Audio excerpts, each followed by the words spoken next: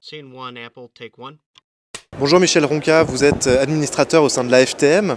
Quels sont selon vous les plus grands bouleversements technologiques qui s'opèrent aujourd'hui dans le monde du voyage d'affaires?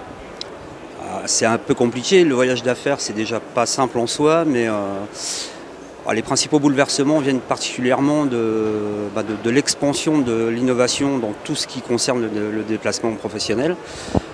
Et ça vient en particulier par le biais du voyageur qui l'utilise à titre personnel. Je pense notamment à des choses comme des notions dont on entend beaucoup parler en ce moment, le bleisure, qui est le mélange entre le loisir et le business, où on retrouve toutes les principales applications innovantes comme Blablacar, Airbnb, que sais-je.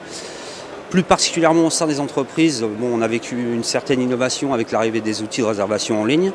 Et maintenant, on essaye de capitaliser tout ça, et voire même de faire rentrer les nouveaux entrants.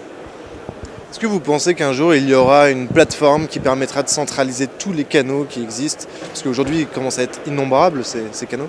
Effectivement, oui, ils sont innombrables et c'est sans cesse qu'il y en a des nouveaux. Effectivement, nous, un des grands espoirs sur lequel on se fonde, c'est l'arrivée d'une sorte de travel hub, on pourrait appeler ça comme ça, où tous ces acteurs et ces nouveaux entrants viendraient se connecter et pourraient être utilisés avec les préconisations des entreprises. Alors, ce serait le rôle de qui de créer ce travel hub, selon vous? Très bonne question.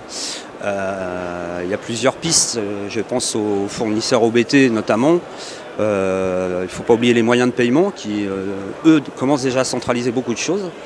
Et puis peut-être les agences de voyage, ça peut être un certain renouveau pour eux.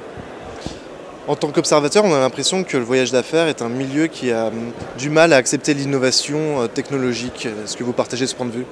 Alors, du mal, oui, mais c'est pas parce qu'on ne le veut pas, c'est parce qu'on est soumis à une sorte de carcan un peu procédurier.